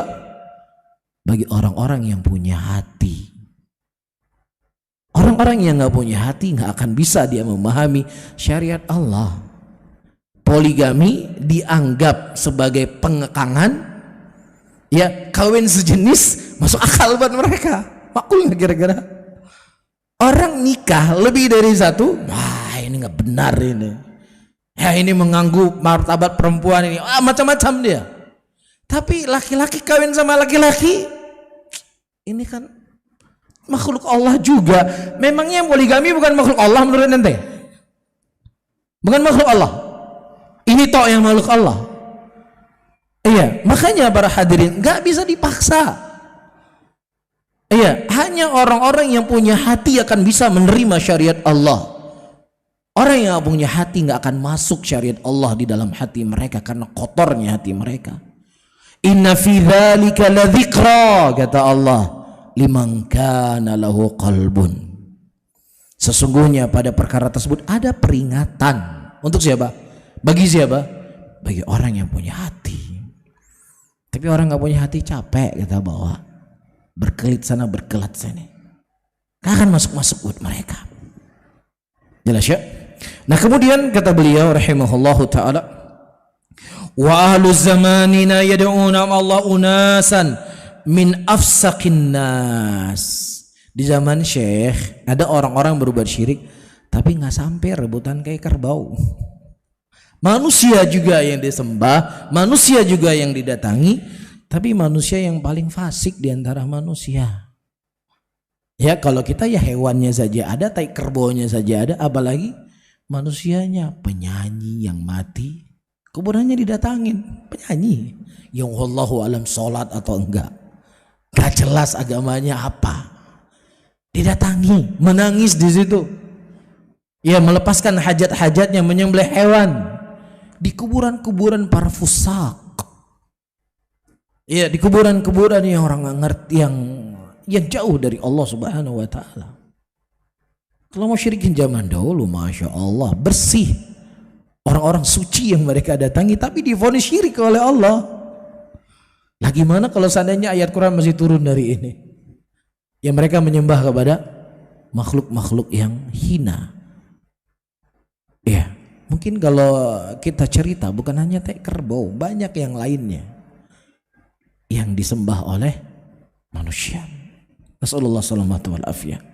Walladzina yad'unahum humul ladzina yahkuna anhumul fujur minaz zina was-saraqati wa tarkis shalah wa ghairi dzalik. Dan orang-orang yang mereka sembah adalah orang-orang yang mereka diceritakan tentang kefajiran mereka dari zina, dari mencuri, orang yang meninggalkan salat dan lain sebagainya. Ya, belum lagi ada keyakinan-keyakinan bahwasanya seseorang ketika sudah sampai pada tingkat tertentu maka dia nggak perlu sholat lagi. Iya, Anda melihat dia tidak sholat, betul mata Anda, karena dosa yang Anda buat. Tetapi wali itu sebenarnya dia ruku dan sujud kepada Allah lailan wa nahara, siang dan malam. Mata maksiat Anda lah, mata kotor Anda lah yang Anda tidak suci melihat wali itu tidak sholat, padahal dia sedang sholat. Segitunya ditipu, percaya coba. Iya. Nah ini para hadirin dan hadirat, kalau kita tanya sama mereka, apa dalilnya kok bisa wali-wali itu tidak lagi menjalankan syariat Allah? Ada dalilnya. Kisah Nabi Musa dengan Nabi apa? Nabi Khidir. Iya, yang mana Nabi Khidir itu beliau tidak mengikuti syariatnya Nabi Musa. Karena sudah sampai kepada tingkatan-tingkatan tertentu. Begitu juga wali-wali kami, kedudukannya di atas, kedudukannya seperti kedudukan Khidir dengan Musa alaihissalam. Apakah Anda berani menyalah-nyalahkan Khidir? Apakah berani Anda mengatakan Musa diam dari kezaliman Khidir? Khidir punya syariat sendiri, sementara Nabi Musa juga punya syariat sendiri, dan Nabi Musa dan Nabi Khidir tidak berhak untuk mengikuti syariat Nabi Musa. Begitu juga wali-wali kami, mereka tidak boleh untuk mereka tidak mengikuti syariat Nabi Muhammad sallallahu alaihi wasallam. Di mana salahnya? Ayat Quran yang kami bawa, kisah para nabi yang kami datangkan, di mana salahnya? Di mana coba? Memangnya kami bawa Injil? Ini syubhat atau enggak? Apa jawabannya kira-kira? Nah, itu jangan syubhat aja. Itu syubhat. Apa syubhat? Pokoknya syubhat. Wah, itu bukan jawaban namanya. Pokoknya ente salah. Kenapa salahnya ente nggak sama kami? Wah, nggak bisa kita menghukumi salahnya orang karena nggak sama kita. Iya, itu kita khawatir masuk dalam firman Allah, kullu hizbin bima ladaihim farihun. Setiap orang itu bangga dengan apa yang ada pada diri mereka. Jadi standarnya kebenaran itu diri mereka. Faham gak tuh sekarang? Ada orang-orang yang hari ini nggak sholat, nggak puasa, nggak haji, nggak cebok, itu dia sudah sampai kepada tingkat wali. Kita dengar ketika dia sudah sampai tingkat wali kan berarti kan hafalan Qurannya, hafalan hadisnya, ketaatannya. Enggak, bukan itu yang kita dengar. Dia sudah sampai tingkat wali di bulan Ramadan dia nggak perlu puasa, dia kencing nggak pernah cebok. Masya Allah, wali ini. Kenapa? Karena mereka sudah sampai tingkatan seperti tingkatan, ya, sudah tingkatan ma'rifat. Ya, sudah menjelma wujudnya Allah Subhanahu wa taala pada diri mereka. Atau lebih ilmiahnya dia bawa kisah Nabi siapa? Nabi Khidir dengan Nabi Musa. Ya, Nabi Khidir tidak disalahkan ketika tidak mengikuti syariat Nabi Musa, nggak disalahkan. Kenapa kalian menyalahkan wali-wali kami ketika tidak mengikut syariatnya Nabi Muhammad? Ketika Anda mengatakan kafirnya guru kami karena tidak mengikuti syariatnya Nabi Muhammad, berani Anda mengkafirkan Khidir alaihissalam? Tidak mengikuti syariatnya Nabi Musa? Hah? Halo? Gimana kira-kira jawabannya? Maka kita menjawab, para hadirin dan hadirat, Rasulullah sallallahu alaihi wasallam menyebutkan dalam hadisnya, Rasulullah sallallahu alaihi wasallam mengatakan aku diberikan kepadaku 5 kekhususan. Lam yu'ta hada minal anbiya min qabli. Tidak diberikan kepada siapapun dari kalangan nabi sebelumku. Apa di antara kekhususannya? Bu'istu ilan nasi ammah. Aku diutus oleh Allah kepada seluruh manusia. Adapun nabi-nabi terdahulu mereka diutus kepada kaumnya sendiri. Jadi kalau misalnya logikanya kita logikakan dengan yang supaya kita lebih mudah fahami. Saya datang dari Aceh ke Jakarta. Di Jakarta ini dan nabi dari orang Jakarta. Saya nggak berhak untuk mengikuti nabi Jakarta. Saya punya nabi sendiri di Aceh. Begitu juga orang Jakarta nggak berhak mengikuti nabi yang ada di Aceh karena mereka punya syariat sendiri-sendiri. Faham? Itu kondisi nabi terdahulu, mereka diutus kepada kaumnya sendiri. Adapun Nabi Muhammad SAW diutus kepada seluruh manusia. Iya, bahkan ketika Umar bin Khattab memegang beberapa lembaran Taurat, ditegur oleh Nabi. Nabi berkata, kalau seandainya Musa hidup di zamanku, dia harus mengikuti syariatku.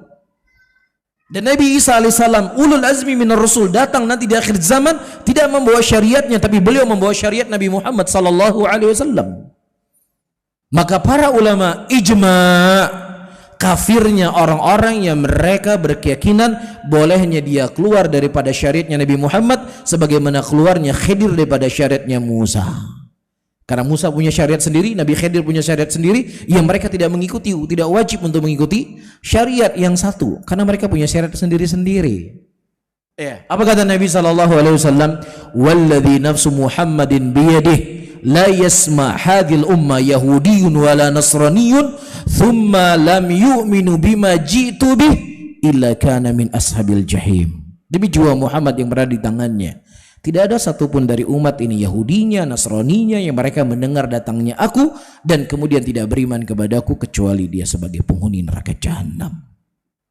Jadi tidak boleh bagi seorang pun kecuali harus mengikuti syariat Nabi Muhammad sallallahu alaihi wasallam. Ya fulan, Anda enggak mulia, enggak lebih mulia dibandingkan Abu Bakar.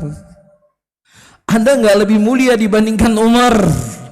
Tetapi orang-orang yang mulia ini, jangankan mereka keluar dari syariat Rasulullah secara totalitas, sedikit saja tergeser dari syariatnya Nabi Muhammad, mereka tidak akan siap. Ketika terjadi kekacauan di kota Madinah, hari meninggalnya Nabi Muhammad SAW, kemudian sebagian para sahabat mendatangi Abu Bakar As-Siddiq dan meminta kepada Abu Bakar As-Siddiq mengembalikan pasukan-pasukan yang telah dikirim oleh Nabi SAW, pasukan Usama bin Zaid. Dan kembalikan Usama bin Zaid dan pasukannya karena kondisi Madinah dalam keadaan tidak baik. Apa kata Abu Bakar As-Siddiq? Aku tidak pernah mau mengembalikan pasukan yang pernah diutus oleh Nabi Muhammad SAW. Aku tidak akan pernah membuat keputusan yang berbeda sesuatu yang telah diputuskan oleh Nabi Muhammad SAW. Itu nggak mungkin saya lakukan. Ini seorang Abu Bakar As-Siddiq yang sudah dijamin masuk surga.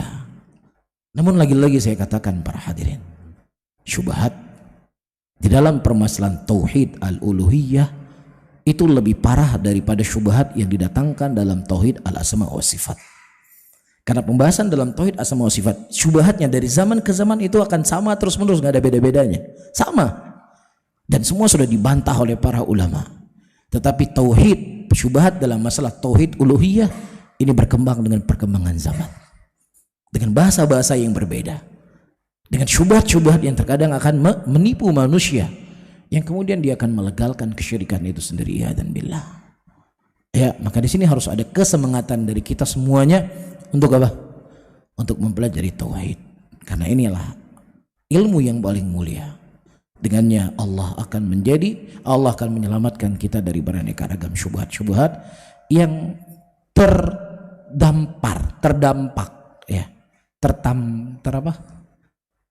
terkenai banyak manusia pada hari ini. Walladhi ya'taqidu fi salih walladhi la ya'si mithal khashab wal hajar ahwan mimman ya'taqidu fi man yushahidu fisquhu wa fasaduhu wa yashhadu bihi. Dan orang-orang yang mereka berkeyakinan kepada batu, kepada pohon itu lebih baik.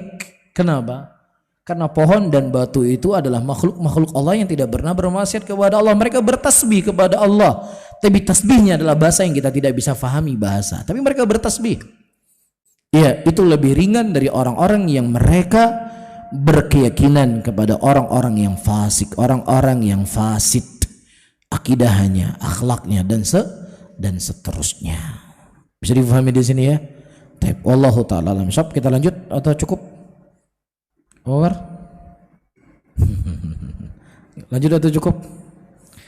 Biasa jam berapa kajian di sini selesainya? Hah? Jam berapa? Jam 9 selesainya? Serius? Setengah 9 selesai? Baik, saya baca sedikit lagi ya. Nggak nyesal tuh bilang setengah 9. Qala al-musannif rahimahullahu ta'ala, wa idza tahaqqaqta adna alladhina qatalahum Rasulullah sallallahu alaihi wasallam as-sahu uqulan wa akhafu syirkan min haula'i fa'lam anna li haula'i syubhatan yuridunaha ala ma dzakarna wa hiya min a'dham syubhahim fa asghi sam'aka li jawabiha. Dan apabila engkau telah mengetahui bahwasanya Rasulullah sallallahu alaihi wasallam memerangi orang-orang yang akalnya itu lebih berakal daripada orang hari ini dan lebih ringan kesyirikannya, ya, ketahuilah bahwasannya mereka punya syubhat-syubhat yang lain yang mereka datangkan untuk melegalkan kesyirikan mereka. Wahya min a'dhamu syubahihim, dan itu merupakan syubhat mereka yang paling besar. Fasghis sam'aka li jawabiha, maka pasang telingamu untuk mendengar jawaban dari Syekh rahimahullahu ta'ala. Apa syubhatnya mereka?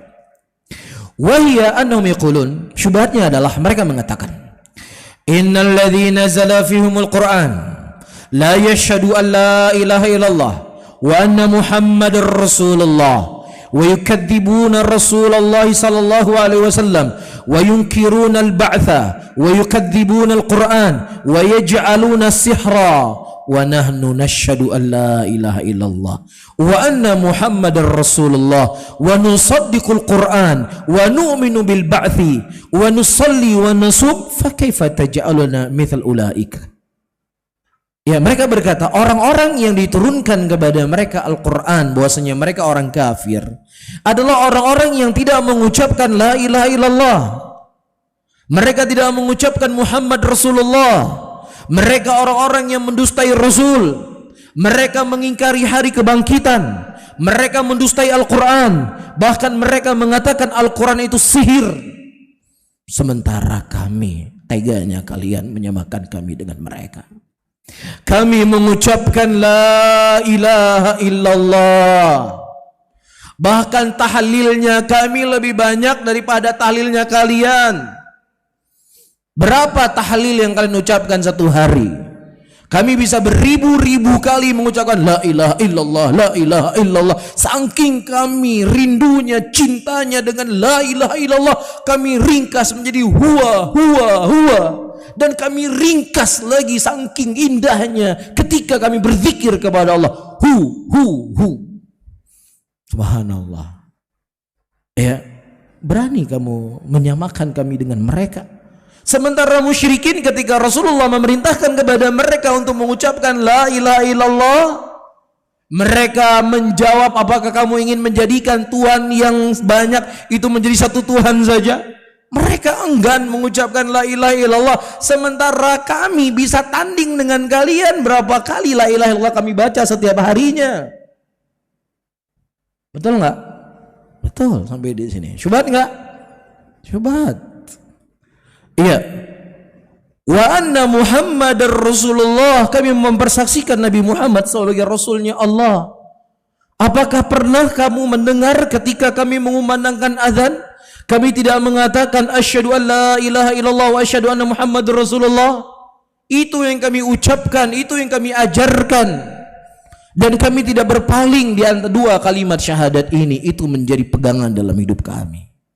Wa nusaddiqul Quran, kami menjujuri Al-Quran, bahkan kami lebih cinta Al-Quran dibandingkan kalian. Pernah kalian memperingati hari turunnya Quran? Kami memperingati hari turunnya Quran.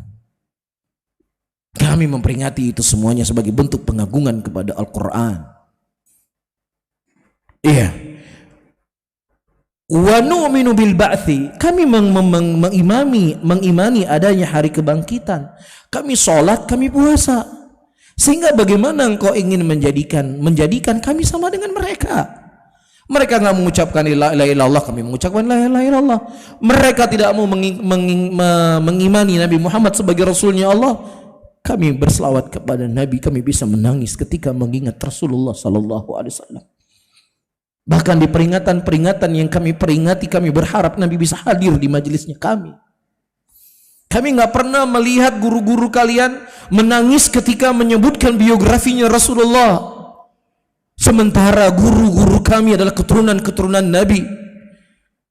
Iya, belum mereka bercerita tentang Nabi Muhammad, mereka sebut nama Muhammad, berlinang air mata mereka. Sebagai wujud cinta mereka kepada Rasulullah, kemudian datang kalian mengkafir-kafirkan kami, mensyirik-syirikan kami. Auzubillah. Begitu keji ajaran yang kalian ajarkan. Begitu kotor mulut kalian kepada keturunan Nabi Muhammad sallallahu alaihi wasallam. Beraneka ragam hal-hal yang mereka utarakan. Maka para hadirin, lagi-lagi kita katakan, kita tidak menilai sesuatu dengan perasaan. Kalau perasaan manusia itu dijadikan sebagai pegangan, maka para hadirin dan hadirat nggak perlu diturunkan Al-Quran, karena setiap kita punya perasaan masing-masing. Kan begitu? Kita jawab. Fal jawabu annahu la khilafa bainal ulama kullihim anna ar-rajula idza saddaqa Rasulullah sallallahu alaihi wasallam fi syai'in kadzdzabahu fi syai' annahu kafirun lam yadkhul fil Islam. Maka jawabannya, tidak ada khilaf di antara para ulama seluruhnya. Seorang laki-laki ketika dia membenarkan Rasulullah sallallahu alaihi wasallam pada sesuatu perkara dan kemudian dia mendustai pada perkara yang lainnya, maka dia kafir dan dia tidak dikatakan sebagai seorang muslim. Baik, walaupun dia mengucapkan la ilaha illallah, walaupun dia mengucapkan asyhadu anna Muhammad Rasulullah, ketika dia mengingkari satu saja daripada syariat Allah, maka dia kafir dengan ijma' seluruh para ulama.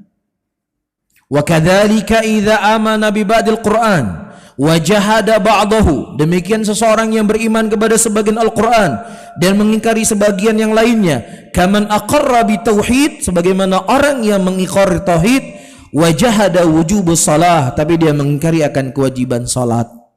Kafir enggak dia? Dia beribadah hanya kepada Allah, meminta hanya kepada Allah, tapi sholat itu buang-buang waktu.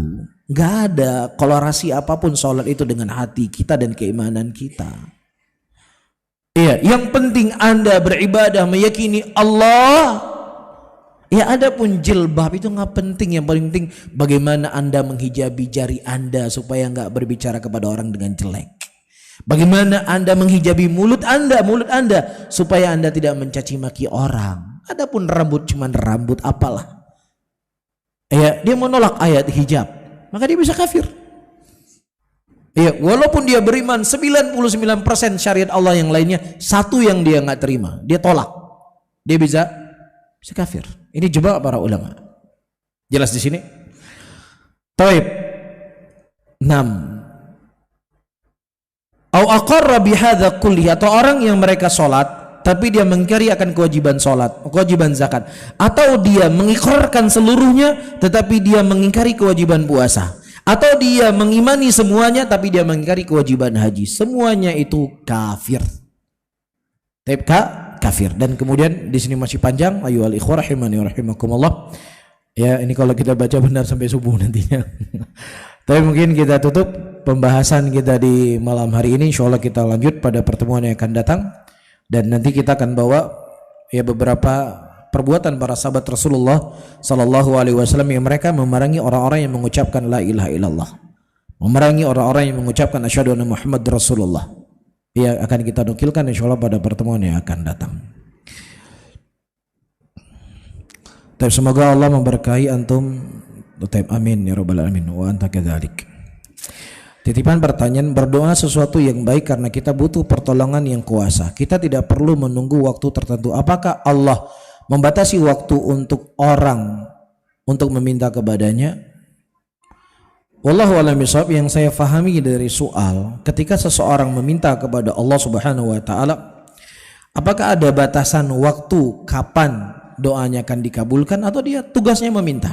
Jadi pertama para hadirin, hal yang perlu kita ketahui ketika kita meminta kepada Allah, yang harus kita tanamkan ya, kita ya mengenal akan sifat Al-Alim, Ar-Rahim, Ar-Rahmah. Allah itu Maha Penyayang, Allah itu Maha Pengasih, Allah itu Maha Tahu, Maha Berilmu. Jadi ketika kita mengangkat kedua tangan kita, berarti kita sedang meminta kepada Zat yang mencintai kita, yang merahmati kita, yang Maha mengetahui tentang apa yang terbaik untuk kita. Ini dulu yang harus kita kedepankan. Karena kalau ini tidak kita kedepankan, disitulah akan ada kejenuhan, kebosanan, bahkan kemudian kita akan meninggalkan Allah Subhanahu wa taala dalam kita berdoa. Tetapi ketika kita menanamkan itu pada diri kita, saya telah meminta kepada Zat yang paling tahu apa yang terbaik untuk saya. Tugas saya adalah cuma meminta, bukan tugas saya kapan akan dikabulkan oleh Allah Subhanahu wa taala.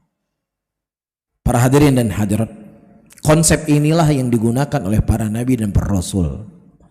Ketika Nabi Zakaria alaihissalam berdoa kepada Allah Subhanahu wa taala agar beliau diberikan keturunan, apa kata Nabi Zakaria ketika dia memanggil Allah Subhanahu wa taala? Dia berkata, ya Allah, tulangku sudah lemah, rambutku sudah memutih, tetapi aku tidak pernah sama sekali kecewa ketika berdoa kepadamu.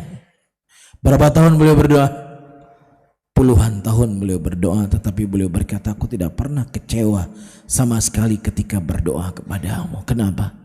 Karena seorang hamba ketika dia berdoa disertai dengan ilmu, disitulah dia akan mendapatkan ketenangan dalam dirinya. Kenapa dia mendapatkan ketenangan? Karena dia telah mengumpulkan dua ibadah dalam dia berdoa. Yang pertama, dia khudu, tadallul, dia merendahkan dirinya kepada Allah. Saya makhluk yang lemah, saya makhluk gak punya kekuatan, sehingga saya harus meminta kepada Zat yang Maha Kuat. Ketika dia merendahkan dirinya di hadapan Allah, itulah bagian ibadah yang akan menenangkan hatinya. Yang kedua, iktiraf dalam qalbunya, Allah Maha Kuat, Allah Maha Perkasa, Allahus Samad, Allah tempat saya bergantung, sehingga hanya kepada Dialah aku mau minta, hanya kepadalah Dia aku memohon. Ini walaupun doa kita belum dikabulkan, itu akan menenangkan hati kita, karena kita telah mengumpulkan dua ibadah yang mulia. Bisa difahami? Jadi bapak-bapak dan ibu-ibu, doa yang belum dikabulkan bukan hanya Anda saja. Nabi Musa alaihissalam berdoa kepada Allah Subhanahu wa taala dari kezaliman Fir'aun, dan kemudian Allah mengijabahi doa Nabi Musa setelah sekian lama beliau berdoa. Taib, baru 40 tahun setelah Allah mengabulkan doa Nabi Musa, Allah runtuhkan Fir'aun dan bala tentaranya. Jadi sudah dikabulkan doanya, 40 tahun baru aksinya. Lah kita baru berdoa sekali dua kali. Ya, itu belum lagi makanan haram yang banyak kita makan. Gimana mau dikabulkan sama Allah? Bisa difahami? Jadi ini hal yang perlu untuk kita tanamkan dalam kita berdoa. Tugas kita cuma meminta. Allah yang lebih tahu apa yang terbaik buat kita, dan terkadang ya manusia tidak menyadari di balik rahasia itu semuanya. Antum menyampaikan kebajikan, menyampaikan dakwah. Setiap saat antum menyampaikan dakwah, nggak ada orang ikut kecuali hanya segelintir manusia. Perlu ketahui, Allah yang lebih tahu isi hati kita. Mungkin kita nggak siap melihat jamaah melimpah ruah. Hati kita nggak siap. Hati kita nggak siap dengan magurnya kita melihat begitu banyak jamaah terkesima dengan pengajian kita. Itu kasih sayang Allah kepada kita, Allah menjaga kita. Iya, namun sekecil apapun kebaikan itu tidak akan pernah disia-siakan oleh Allah. Makanya Syekhul Islam Ibnu Taimiyah di masa beliau hidup itu orang nggak bisa menukilkan ilmu dari beliau. Bahkan hanya mengatakan seperti Al-Imam Ibnu Izz rahimahullah dalam menulis kitab Syarah Aqidah Tahawiyah. Beliau mengatakan hadil masalah qad basata fi mawdi'i. Masalah ini sudah dibahas pada tempatnya. Maksudnya di mana? Di bukunya Syekhul Islam. Nggak berani mereka sebutkan nama Syekhul Islam, diboikot. Tapi subhanallah, meninggal Syekhul Islam Ibnu Taimiyah rahimahullah, buku beliau hari ini tersebar seantero dunia. Penjagaan Allah subhanahu wa ta'ala kepada hambanya. Intinya apa yang Allah berikan kepada kita itulah yang terbaik untuk kita. Taib. Bagaimana hukum sholat orang yang menyandang isotomi, kantong buatan di perut, kantong kotoran? Terus kenapa? Jadi maksudnya dia selalu membawa kotoran di dalam perutnya, yang kotoran itu bisa keluar di luar perut ya. Maka kita ketahui di sana kaidah yang disebutkan oleh para ulama, tidak ada perkara yang haram apabila dalam keadaan darurat. Ya, nah sementara dia kondisi sakit yang mana kotorannya itu ya lambungnya itu harus keluar. Ya sudah, fattaqullaha mastata'tum, bertakwalah dia kepada Allah sebatas kemampuan yang bisa dia bisa lakukan. Apapun kondisi dia harus sholat. Ya, apapun kondisi dia berada di toilet, terkunci dalam toilet dalam keadaan dia telanjang bulat, terkunci, kan bisa saja orang terkunci. Waktu sholat sudah datang. Pertama dia sholat dalam keadaan telanjang nggak boleh, yang kedua di toilet nggak boleh sholat di toilet. Tapi kondisi sholat sudah, waktu sudah lewat, sudah, fattaqullaha mastata'tum. Ini kaidah dalam fikih yang disebutkan oleh para ulama. Orang-orang yang berbuat kesyirikan kebanyakan adalah masyarakat yang berpedoman pada kebiasaan nenek moyang. Dan keyakinan ini sangat dipegang teguh sebagian masyarakat terutama di pedesaan. Apakah keyakinan ini tidak bisa dihilangkan Ustadz? Karena sepertinya sampai sekarang masih ada. 6. Ya, setiap para nabi dan rasul yang diutus oleh Allah Subhanahu wa taala, para hadirin dan hadirat, semua mereka berargumentasi, beralasan untuk menolak ajarannya para nabi dan rasul ya dengan ajaran nenek moyang mereka. Kami tidak mendapatkan ini dari nenek moyang kami. Ya, tugasnya kita bukan untuk menghilangkan secara totalitas karena itu hidayah milik Allah. Tugasnya kita adalah mengingkarinya, menyampaikan di masyarakat dengan cara yang baik perkara tauhid. Adapun hasilnya itu kita serahkan kepada Allah. Karena kalau kita ingin melihat hasil, kita khawatir setahun, 2 tahun, 3 tahun, 4 tahun kita berdakwah, kemudian kita nggak melihat hasil, kita akan meninggalkan dakwah. Jangan lihat hasil, Anda silakan melakukan cara yang terbaik. Lisan kita nggak lebih baik dibandingkan lisan Nabi Nuh. Ilmu kita nggak lebih banyak dibandingkan ilmunya Nabi Nuh. Akhlak kita nggak jauh lebih, akhlak kita nggak bisa dibandingkan dengan mulianya akhlak Nabi Nuh. Tapi apa kata Allah dalam Al-Quran? Ucapan Nabi Nuh alaihissalam, inni da'autu qaumi laila wa nahara falam yazidhum du'ai illa firara. Aku mengajak kepada mereka siang dan malam, tidak ada satupun yang kudapatkan kecuali mereka semakin jauh daripada dakwahku. Disebutkan kalau saya tidak salah hanya 80 keluarga yang mana beliau berdakwah ratusan tahun lamanya. Hanya 80 keluarga yang bisa menerima dakwah beliau.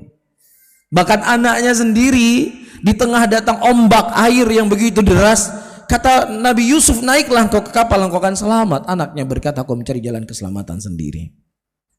Iya, Nabi Nuh alaihissalam tidak pernah melihat hasil, tetapi yang beliau lihat, apakah yang saya lakukan itu dicintai dan diridhoi oleh Allah Subhanahu wa taala, apakah tidak. Itu tugas kita, terus semangat menyebarkan kebaikan ya, dan kita kuatkan ilmu kita kuatkan akidah kita, sehingga bukan hanya sekedar syirik haram, nggak boleh bid'ah. Di mana syiriknya, di mana haramnya, di mana bid'ahnya, pokoknya syirik. Kamu nggak percaya sama saya? Gimana orang akan bisa terima dengan dakwah kita selama padahal sementara yang kita ucapkan bid'ah, syirik, nggak ada penjelasannya. Ya, maka di sini kita butuh mengenal akidah dari buku-buku para ulama, usul yang dijelaskan oleh para ulama. Mudah-mudahan ya i'tiqad kita muslimin sebenarnya mereka adalah orang-orang yang mencintai kebaikan. Ya, betul nggak? Muslimin ingin masuk surga nggak seperti kita? Sama. Mereka mencintai Nabi, iya, mereka mencintai Nabi seperti kita juga mencintai Nabi. Itu bisa terlihat di musim haji. Ya, berapapun uang siap mereka keluarkan agar mereka bisa naik haji. Ya, terkadang mereka tidur di depan depan toilet untuk menunggu mabit di Mina. Tidur depan toilet, di jendela, di mana bisa tidur di situ dia. Apa yang diharapkan? Allah. Ya, jadi ada hal yang positif yang ada pada diri mereka sehingga butuh ya ilmu yang mungkin tersamarkan di sebagian mereka.